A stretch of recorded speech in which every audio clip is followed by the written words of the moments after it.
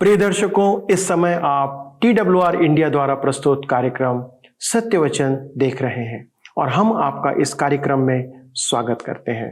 मेरा विश्वास है कि इस कार्यक्रम के माध्यम से आप जीवन की सच्चाइयों को समझने का प्रयत्न कर रहे हैं, पर इसके द्वारा आशीषित भी हो रहे हैं। इन दिनों हम लेवी व्यवस्था की पुस्तक से जटिल विषयों के बारे में हम अध्ययन कर रहे हैं, जो हम परमेश्वर ने अपनी चुनी हुई प्रजा अर्थात इस्राएल को विभिन्न अशुद्ध परिस्थितियों में किस रीति से चलना चाहिए उसके संबंध में नियम प्रदान किए हैं। आज सुनने में यह हमारे लिए एक असहज सी बात प्रतीत होती है, लेकिन इससे एक सत्य उभर कर सामने आता है कि मनुष्य के पापों के कारण कितने जटिल नियम मानव को इसी रीति से पालन करना पड़ रहे हैं। ये मनुष्य के पापों के कारण बनाए गए जीवन के सत्य हैं।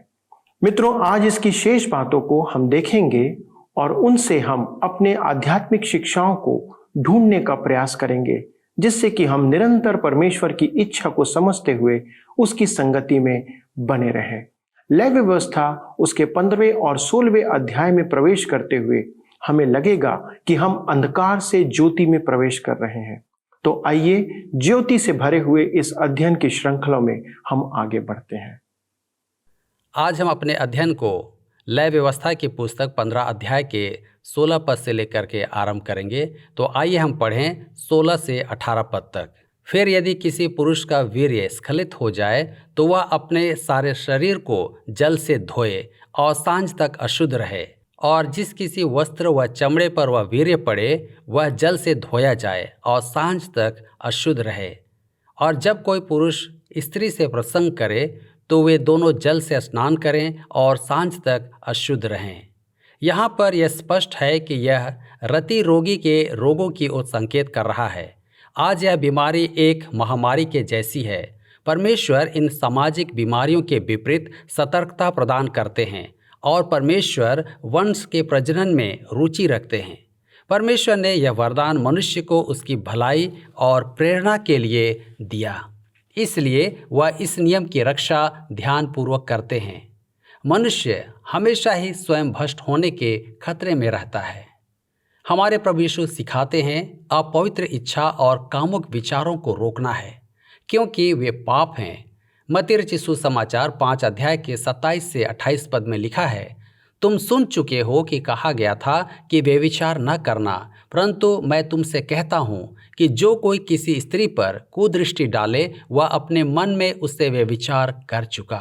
अब हम आगे देखते हैं लेवी व्यवस्था की पुस्तक 15 अध्याय उसके 19 से 24 पद में। फिर जब स्त्री ऋतुमती रहे तो वह 7 दिन तक अशुद्ध ठहरी रहे, और जब तक वह अशुद्ध रहे तब तक जिस जिस वस्तु पर वह लेटे और जिस जिस वस्तु पर वह बैठे वे सब अशुद्ध ठहरें। और जो कोई उसके बिछौने को छुए वह अपने वस्त्र धोकर जल से स्नान करे और सांझ तक अशुद्ध रहे। और जो कोई किसी वस्तु को छुए जिस पर वह बैठी हो वह अपने वस्त्र धोकर जल से स्नान करे और सांझ तक अशुद्ध रहे। और यदि बिछौने व और किसी वस्तु पर जिस पर वह बैठी हो छूने के समय उसका रुधिर लगा हो तो छूनेहारा सांझ तक अशुद्ध रहे। और यदि कोई पुरुष उससे प्रसंग करे और उसका रुधिर उसके लग जाए तो वह पुरुष 7 दिन तक अशुद्ध रहे, और जिस जिस बिछौने पर वह लेटे वे सब अशुद्ध ठहरे। प्रियो, ये पद विशेष रूप से स्त्री के ऋतुमती होने के समय को दर्शाते हैं, जो स्त्री की अशुद्धता के दिन होते हैं। इस समय काल में उसे अपने मित्रों और अपने प्रियों से अलग रखा जाता था। उसे उस समय तक एक अछूत और कुष्ठ रोगी के समान देखा जाता था। हम गिनती की पुस्तक 5 अध्याय के 2 पद में इसे पाते हैं, जो असाधारण रूप से बहुत ही कठोर सा लगता है। इसकी केवल एक ही व्याख्या या विश्लेषण है कि यह मनुष्य के पाप में गिरने की बात को स्मरण दिलाता है, जो हमें उत्पत्ति की पुस्तक में मिलता है। इसकी सजा मृत्यु थी। मनुष्य को स्मरण दिलाया गया है कि उसका आरंभ बुरा था और उसके पास ऐसा कुछ भी नहीं था कि जिसमें वो गौरव करे, क्योंकि एक पापी व्यक्ति केवल पाप को ही उत्पन्न कर सकता है। हम लेवी व्यवस्था 15 अध्याय उसके 25 से 30 पद में आगे पढ़ते हैं। फिर यदि किसी स्त्री के अपने मासिक धर्म के नियुक्त समय से अधिक दिन तक रुधिर बहता रहे व उस नियुक्त समय से अधिक समय तक ऋतुमती रहे, तो जब तक वह ऐसी दशा में रहे तब तक वह अशुद्ध ठहरी रहे। उसके ऋतुमती रहने के सब दिनों में जिस जिस बिछौने पर वह लेटे वे सब उसके मासिक धर्म के बिछौने के समान ठहरे, और जिस जिस वस्तु पर वह बैठे वे भी उसके ऋतुमती रहे के दिनों की नाई अशुद्ध ठहरें। और जो कोई उन वस्तुओं को छुए वह अशुद्ध ठहरे। इसलिए वह अपने वस्त्रों को धोकर जल से स्नान करे और सांझ तक अशुद्ध रहे। और जब वह स्त्री अपने ऋतुमती से शुद्ध हो जाए तब से वह 7 दिन गिन ले और उन दिनों के बीतने तक वह शुद्ध ठहरे। फिर 8वें दिन वह 2 पिंडुक या कबूतरी के 2 बच्चे लेकर मिलाप वाले तंबू के द्वार पर याजक के पास जाए। तब याजक एक को पाप बलि और दूसरे को होम बलि के लिए चढ़ाए, और याजक उसके लिए उसके मासिक धर्म की अशुद्धता के कारण यहोवा के सामने प्रायश्चित करे। प्रियो, यहाँ पूरे भाग में हम स्त्री के समय से अधिक समय तक ऋतुमती रहने के विषय में पाते हैं, और यह उसके अलग रहने के लिए नियम प्रदान करती है। और वास्तविकता यह है कि वह जिस बिस्तर पर लेटती थी वह अशुद्ध ठहरता था, और जिसे वह अशुद्ध करती थी यदि कोई भी व्यक्ति उसे छुए तो वह भी अशुद्ध हो जाता था। यह उस बलिदान का वर्णन भी करता है जो उसके ऋतुमती से शुद्ध होने पर उसे चढ़ाना था। यह हमें उस स्त्री की दुर्दशा की अंदरूनी बातों को भी दर्शाता है जो लहू बहने के रोग से ग्रसित थी, जो चंगाई के लिए यीशु मसीह के पास आई थी, जिसे हम लूका रचित सुसमाचार 8 अध्याय उसके 43 से 48 पद में पाते हैं। अब हम आगे देखते हैं बहते स्राव की घृणास्पदता और नियम। लय व्यवस्था 15 अध्याय उसके 31 से 33 पद में लिखा है, इस प्रकार से तुम इस्राएलियों को उनके अशुद्धता से न्यारे रखा करो। कहीं ऐसा न हो कि वे यहोवा के निवास को जो उनके बीच में है अशुद्ध करके अपनी अशुद्धता में फंसे हुए मर जाएं। जिसके प्रमेह हो और जो पुरुष वीर्यस्खलित होने से अशुद्ध हो और जो स्त्री ऋतुमती हो, और क्या पुरुष क्या स्त्री जिस किसी के धातु रोग हो और जो पुरुष अशुद्ध स्त्री से प्रसंग करे, इन सबों के लिए यही व्यवस्था है। प्रियो, इस अध्याय के अंतिम भाग में लैंगिक संभोग के पाप को प्रमुखता के साथ ध्यान में लिया गया है, जो मुख्यतः बहने वाले रोग हैं। यह यौन संबंधी रोगों की तरफ निर्देशित करता है, और मृत्यु उसकी मात्रा की अवहेलना करने की एक कीमत थी जो उस बहते स्राव से संबंधित विषय पर थी। प्रियो, गुप्त पाप परमेश्वर के लिए कोई छोटा या साधारण पाप नहीं है, और न ही वो विश्वासियों के गुप्त या छिपे हुए पापों को दरकिनार करता है। पहला कुरिन्थियों की पत्री 3 अध्याय उसके 16 और 17 पद में लिखा है, क्या तुम नहीं जानते कि तुम परमेश्वर का मंदिर हो और परमेश्वर का आत्मा तुम में वास करता है? यदि कोई परमेश्वर के मंदिर को नाश करेगा तो परमेश्वर उसे नाश करेगा, क्योंकि परमेश्वर का मंदिर पवित्र है और वह तुम हो। हम परमेश्वर के मंदिर हैं और हम पवित्र आत्मा के मंदिर हैं। इस मंदिर के साथ दुर्व्यवहार करना एक पाप है जिसका परिणाम मृत्यु हो सकता है। ऐसा भी पाप है जिसका परिणाम मृत्यु है। पहला यूहन्ना की पत्री 5 अध्याय उसके 16 पद में लिखा है, यदि कोई अपने भाई को ऐसा पाप करते देखे जिसका फल मृत्यु न हो तो विनती करे, और परमेश्वर उसे उनके लिए जिन्होंने ऐसा पाप किया है जिसका फल मृत्यु न हो जीवन देगा।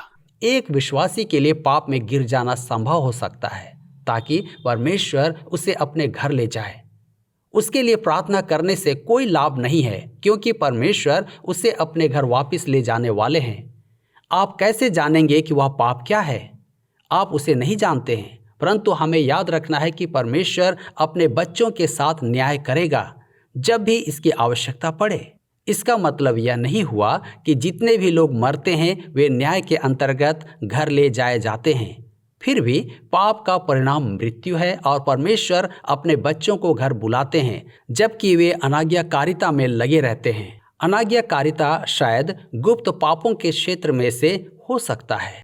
यशाया 59 अध्याय के 2 पद में लिखा है, परंतु तुम्हारे अधर्म के कामों ने तुमको तुम्हारे परमेश्वर से अलग कर दिया है, और तुम्हारे पापों के कारण उसका मुंह तुमसे ऐसे छिपा है कि वह नहीं सुनता। परमेश्वर की संतान को इस आवश्यकता को पहचानना है और अपने पापों से पश्चाताप करना है या उन्हें मान लेना है। हो सकता है कि ऐसी बहुत से गुप्त पाप हैं जिसे एक विश्वासी मानना नहीं चाहता है और तब परमेश्वर उसे नीचे गिराते हैं। तो इसके लिए हम परमेश्वर को दोष नहीं दे सकते। दोष तो व्यक्तिगत रीति से व्यक्ति के ही साथ होता है। प्रियो, हम ऐसे युग में जी रहे हैं जहां सभी शरीर की अभिलाषा के पीछे पागल हैं, शारीरिक संभोग के पाप अनियंत्रित हैं और गुप्त रोग एक महामारी की तरह फैलते जा रहे हैं। इस अध्याय में हमारे लिए क्या ही अच्छी सीख दी गई है। अब हम आगे 16वें अध्याय की ओर बढ़ेंगे और वहाँ ऐसा है मानो अंधकार से उजाले की ओर जाना। हम एक सुरंग से निकलकर एक साफ धूप भरे दिन में जाएंगे। अध्याय 16 में हम विशेषकर प्रायश्चित के दिन योम किप्पोर को देखेंगे। यह अध्याय हमारे लिए एक महान आत्मिक पाठ को रखता है और अभी तक लय व्यवस्था की पुस्तक के जिन विषयों को देखा गया है वह बलिदान, याजक और पाप हैं, लेकिन इनमें से किसी ने भी पाप के साथ अंततः पूर्ण विचार नहीं किए। परंतु अब हम उस जगह पर पहुंचते हैं जहां पर पाप के विषय में इनके जैसे पूर्ण विचार किसी ने नहीं किया है। यह विशेष रूप से उसे चिन्हित करता है और मसीह के छुटकारे के पर्याप्त कार्य को बताता है। यह उसके छुटकारे के कार्य की परछाई है। कुलुस्सियों के पत्र 2 के 16 और 17 पद में लिखा है, इसलिए खाने पीने या पर्व या नए चांद या सप्तों के विषय में तुम्हारा कोई फैसला न करे, क्योंकि ये सब आने वाली बातों की छाया है, पर मूल वस्तुएं मसीह की हैं। छाया एक तस्वीर है, यद्यपि तस्वीर वास्तविकता के सामने या उसके बदले में कमज़ोर लगती है या वास्तविक व्यक्ति के सामने यह एक वास्तविकता को दर्शाती है। डॉक्टर कैलेग ने प्रायश्चित के महान दिन की विशेषता को इस अंदाज में कहा है, शायद यह सबसे महत्वपूर्ण और मूसा के विधान में सबसे विशिष्ट था। रबियों ने इस प्रायश्चित के दिन को एक साधारण शब्द योमा के साथ नियुक्त किया है, जिसका मतलब है इस दिन। यही वह दिन था जिसमें पाप के साथ एक उपयुक्त तरीके से विचार व हल निकाला गया, जो मूसा की अन्य व्यवस्था के तरीकों से अलग था। इस अध्याय के पद 16 पद पर ध्यान दें, लिखा है और अपराधों और उनके सब पापों के कारण। तब पद 22 में लिखा है और वह बकरा उनके सब अधर्म के कामों को अपने ऊपर लादे। और पद 21 में देखें और उनके सब अपराधों निदान उनके सारे पापों को अंगीकार करें। प्रिय, वह उनके सभी पापों के लिए प्रायश्चित करेगा, उनके सभी अपराधों और पापों के लिए। व्यवस्था को इसे करना था जब तक कि मसीह नहीं आ जाता। प्रायश्चित का दिन 7वें महीने और उसके 10वें दिन मनाया जाता था। ये संख्या कुछ शास्त्रों में महत्वपूर्ण है। 7वां सप्त का महीना और विश्राम को निर्दिष्ट करता है और काम से विराम होता है। निश्चित रूप से यह गलत नहीं है कि यह महीना छुटकारे के दिन के विश्राम के लिए मसीह में चुना गया है। इब्रानियों के पत्र 4 अध्याय के 10 पद में लिखा है, क्योंकि जिसने उसके विश्राम में प्रवेश किया उसने भी परमेश्वर की नाई अपने कामों को पूरा करके विश्राम किया है। यशाया 6 अध्याय के 13 पद में हम देखते हैं कि परमेश्वर ने 10वां अंश की मांग की। 10वां भाग और इस्राएल के बचे हुए लोगों को 10वां भाग कहा गया। उन्हें यह दर्जा दिया गया। 10वां परमेश्वर के मस्तिष्क और उद्देश्य को बताता है। 10वां दिन इस सत्य को दर्शाता है कि प्रभु यीशु मसीह परमेश्वर की इच्छा को पूरी करने के लिए आया था। प्रभु को यह भाया कि वह उसे कुचले, उसने उसे दुख सहने के लिए रखा। वह निश्चित व निर्धारित समय और परिपूर्णता के समय में आया। इब्रानी भाषा में प्रायश्चित के लिए कफ़ार शब्द का उपयोग किया गया है, जिसका अर्थ है ढकना। परमेश्वर ने पुराने नियम में पाप को हटा नहीं दिया, परंतु उसे ढक दिया जब तक कि मसीह ने आकर उसे हटा नहीं दिया। पवित्र शास्त्र में असंख्य पद हैं जो हमें यह शिक्षा देते हैं। प्रेरितों के काम 17 अध्याय के 30 पद में लिखा है, इसलिए परमेश्वर अज्ञानता के समयों में आनाकानी करके अब हर समय सब मनुष्यों को मन फिराने की आज्ञा देता है। आगे रोमियो 3 उसके 24-25 में हम पढ़ते हैं, परंतु उसके अनुग्रह से उस छुटकारे के द्वारा जो मसीह यीशु में है सेंत में धर्मी ठहराए जाते हैं, उसे परमेश्वर ने उसके लहू के कारण एक ऐसा प्रायश्चित ठहराया जो विश्वास करने से कार्यकारी होता है कि जो पाप पहले किए गए और जिनकी परमेश्वर ने अपने सहनशीलता से आनाकानी की, उनके विषय में वह अपनी धार्मिकता प्रकट करे। और इब्रानियों 9:15 में हम पढ़ते हैं, और इसी कारण वह नई वाचा का मध्यस्थ है, ताकि उस मृत्यु के द्वारा जो पहली वाचा के समय के अपराधों से छुटकारा पाने के लिए हुई है, बुलाए हुए लोग प्रतिज्ञा के अनुसार अनंत मिरास को प्राप्त करें। मेरे प्रियो, प्रायश्चित का दिन मसीह और उसके छुटकारे की ओर इस प्रकार से निर्देश करता है जैसे कोई अन्य बलिदान, धर्मानुष्ठान या धर्मविधि पुराने नियम में नहीं दर्शाते हैं। यह मसीह को हमारे लिए महान उच्च पुरोहित के रूप में उजागर करता है, जो हमारे लिए महापवित्र स्थान में जाता है। आइए अब हम देखेंगे पुरोहित की तैयारी। लय व्यवस्था 16 अध्याय उसके 1 और 2 पद में लिखा है, जब हारून के 2 पुत्र यहोवा के सामने समीप जाकर मर गए, उसके बाद यहोवा ने मूसा से बातें की। और यहोवा ने मूसा से कहा, अपने भाई हारून से कह कि संदूक के ऊपर के प्रायश्चित वाले ढकने के आगे बीच वाले पर्दे के अंदर पवित्र स्थान में हर समय न प्रवेश करे, नहीं तो मर जाएगा, क्योंकि मैं प्रायश्चित वाले ढकने के ऊपर बादल में दिखाई दूंगा। निर्देशन, धर्म विधियाँ और धार्मिक कर्मकांड प्रायश्चित के महान दिन के लिए आवश्यक बना दिए गए।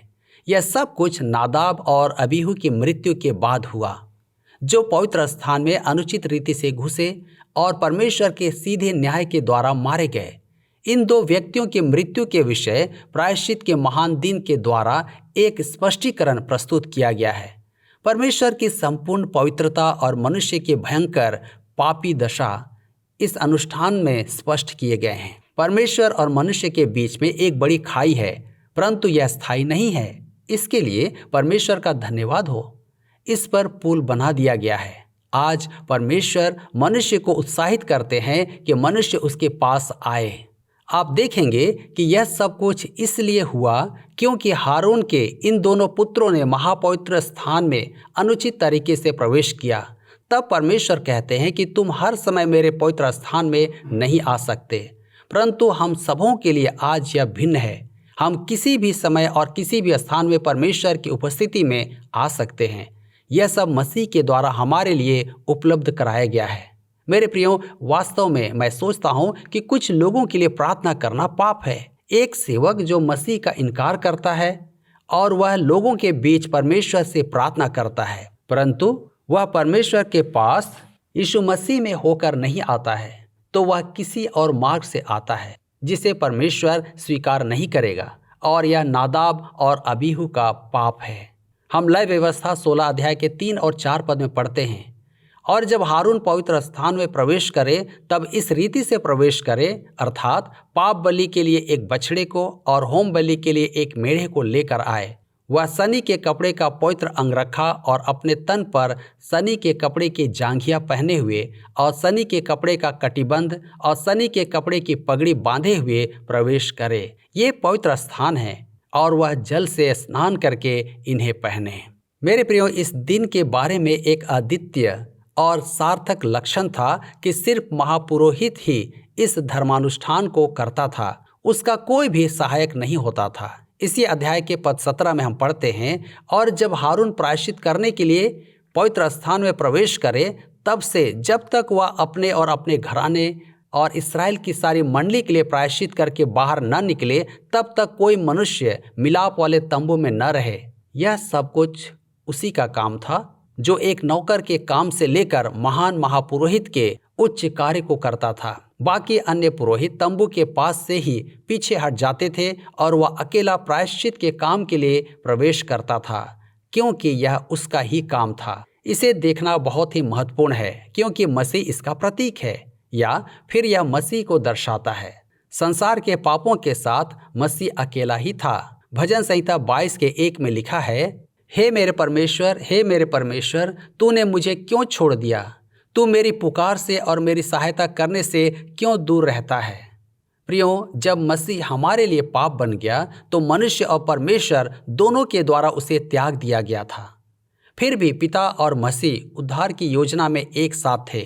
यूहन्ना रचित सुसमाचार 16 अध्याय के 32 में लिखा है, देखो वह घड़ी आती है, वरन आ पहुंची, कि तुम सब तितर बितर होकर अपना अपना मार्ग लोगे और मुझे अकेला छोड़ दोगे। तो भी मैं अकेला नहीं, क्योंकि पिता मेरे साथ है। दूसरा कुरिन्थियों 5:19 में लिखा है, परमेश्वर ने मसीह में होकर अपने साथ संसार का मेल मिलाप कर लिया। प्रियो, हमारे महापुरोहित जो यीशु मसीह है, उसका यह एक बहुत ही सुंदर चित्रण है, जिसने अपनी सारी महिमा को त्याग कर मनुष्य का रूप धारण कर लिया और क्रूस पर मरा। हम यूहन्ना रचित सुसमाचार 1 अध्याय के 1 पद और 14 पद और 18 पद में पढ़ते हैं, आदि में वचन था और वचन परमेश्वर के साथ था और वचन परमेश्वर था और वचन देहधारी हुआ और अनुग्रह और सच्चाई से परिपूर्ण होकर हमारे बीच में डेरा किया, और हमने उसकी ऐसी महिमा देखी जैसे पिता के एकलौते की महिमा। परमेश्वर को किसी ने कभी नहीं देखा। एकलौता पुत्र जो पिता की गोद में है, उसी ने उसे प्रकट किया। हमारे प्रभु ने अपने ईश्वरत्व को नहीं त्यागा, परंतु उसने अपनी महिमा को त्याग दिया था जब वह इस पृथ्वी पर आया और मनुष्य बना। फिलिपियों की पत्री 2 अध्याय के 5 से 8 पद में हम पढ़ते हैं, जैसा मसीह यीशु का स्वभाव था वैसा ही तुम्हारा भी स्वभाव हो, जिसने परमेश्वर के स्वरूप में होकर भी परमेश्वर के तुल्य होने को अपने वश में रखने की वस्तु न समझा, वरन अपने आप को ऐसा शून्य कर दिया और दास का स्वरूप धारण किया और मनुष्य की समानता में हो गया और मनुष्य के रूप में प्रकट होकर अपने आप को दीन किया और यहाँ तक आज्ञाकारी रहा कि मृत्यु, हाँ क्रूस की मृत्यु भी सह ली, ताकि पिता परमेश्वर से हमारा मेल कराए। प्रियो, आज हमने इस बात को जान लिया है कि हमारा महापुरोहित यीशु मसीह है, जो हमारे पापों के प्रायश्चित के लिए मनुष्य बना और क्रूस पर बलिदान हो गया, ताकि पिता परमेश्वर से हमारा मेल कराए और उद्धार के कार्य को पूरा करे। क्या आपको यह कार्यक्रम पसंद आया? अभी हमें एक मिस कॉल करें और आप अगले विजेता हो सकते हैं।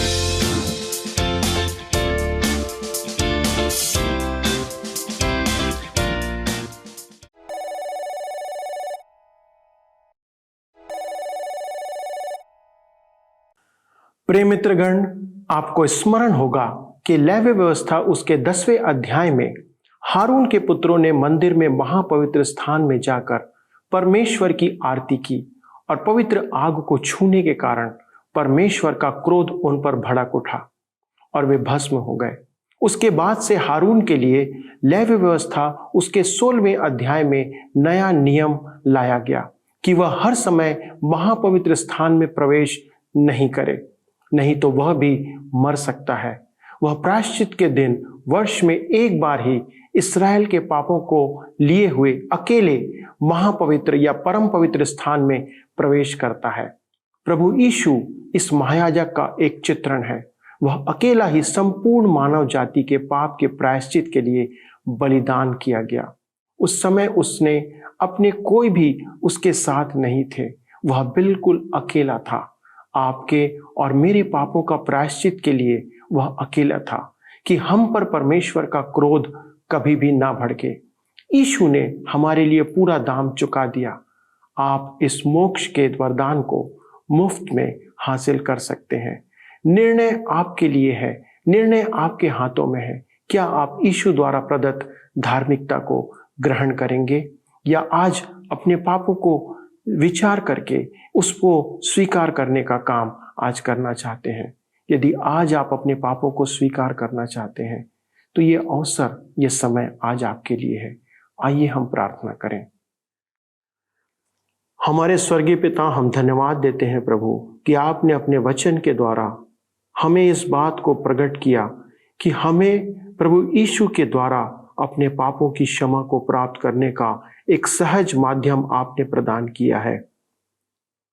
हम विनती करते हैं पिता, हमारे जितने भी दर्शक आज इस अध्ययन के द्वारा से इस बात के लिए प्रेरित किए गए कि वे अपने पापों का पश्चाताप करें, अपने पापों के लिए खेदित हों, हम उन सबों को आपके सन्मुख में लेकर आते हैं और प्रभु यीशु के नाम से विनती करते, प्रभु हमारे पापों को क्षमा करें और अपने सम्मुख ग्रहण योग्य ठहराएं।